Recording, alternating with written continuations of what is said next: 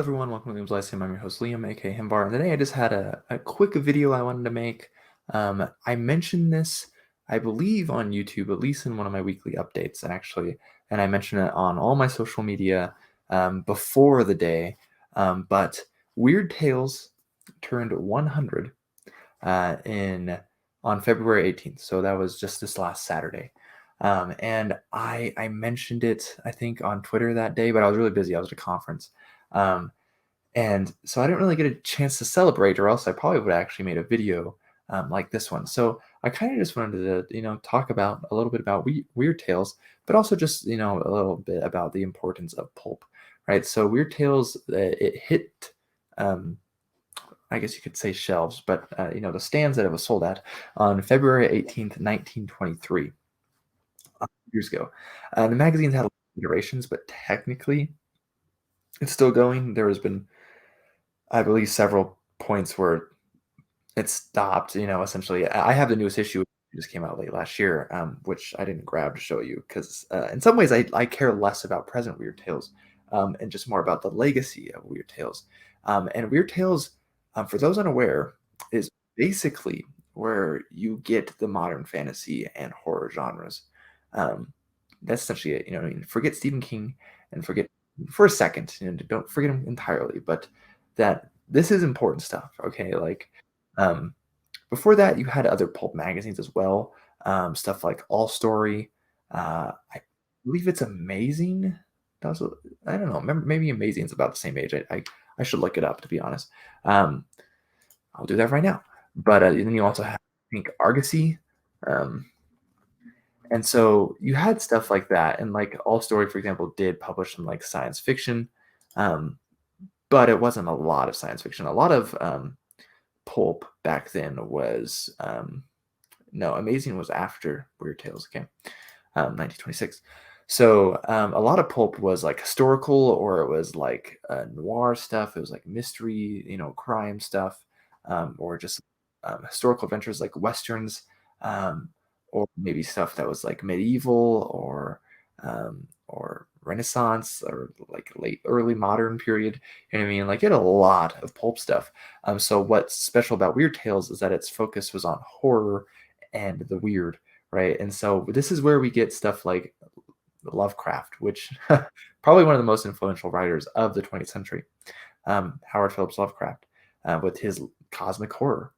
This is where we get writers like Clark Ashton Smith, which I personally like more than Lovecraft.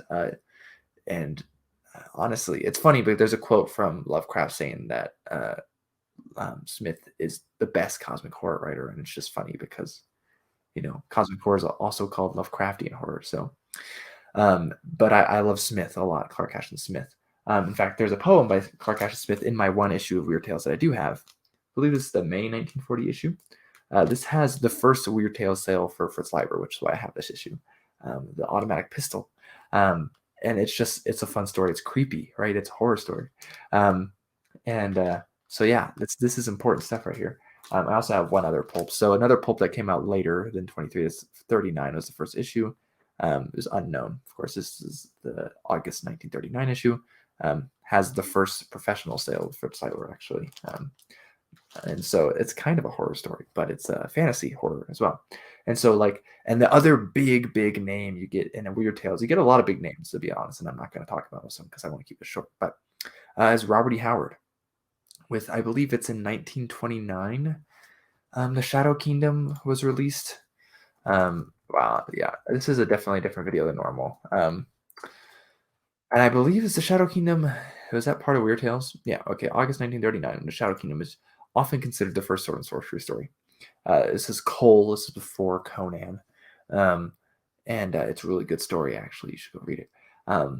And, so Robert E. Howard is like easily one of the most influential fantasy writers of all time. I mean, in some ways, if you wanted to, you could probably put everything back to someone like Tolkien and someone like Robert E. Howard. You can always go further back than that. Like Tolkien, if you want to go further back than Tolkien, you'd look at his influences like William Morris or H. Rider Haggard. For Robert E. Howard, you'd have people like Lord Dunsany, probably Harold Lamb, I believe, and actually H. Rider Haggard for Robert E. Howard as well. So maybe that's saying you should go read H. Rider Haggard. Um, but you should go read all those people I mentioned actually. And so, but a lot of that stuff really is cemented in these pulp stories, which are short stories. Well, in a sense, actually, there's in a book in a magazine like Unknown. Actually, you got novels. They'd probably be called a novella today, but they are still technically novels as far as I'm aware. Um, and so, I mean, like, but you got mostly the short stories like novelettes, novellas, short stories, occasional novel, right? And this stuff, while not like a lot like the physical novels you'd get, like Lord of the Rings is kind of higher class in some ways just because it was a physical novel. It's big, you know what I mean? And later those became more popular even because you had mass markets, and that's really what puts the magazines under in some sense, and less popular. So much so that they basically die, I would say, maybe in like the 90s, maybe even the 80s. They still have them, of course. I still read some magazines. Like I said, there's still weird tales, but this influence is so undeniable, and I think a lot of people don't realize it exists. And then maybe they'll be like, "Oh yeah, I know." Like fantasy and horror and sci-fi even can credit a lot to, and less sci-fi for weird tales specifically, but can credit a lot to these pulps. And in reality, if you go back far enough, they credit everything essentially. You know what I mean? Like I realized there was some fantasy and sci-fi and horror before these pulps. I wanted these pulps, but we would not have them as the genres we do today without these pulps. Um, right. And like I said, you can credit a lot of things for that, but it's still important. And I think it's fun to point out the influence of these pulps. So happy birthday to Weird Tales. Um, I'm glad we got it. And so there's a lot of Weird Tales stuff you can still go read. And the influence, whether you recognize it or not, you're going to be feeling it still. In almost just about anything you read if you're reading speculative fiction. So, whether that author is aware of it or not. So, anyways, Liam Lyceum. I'll catch you next time.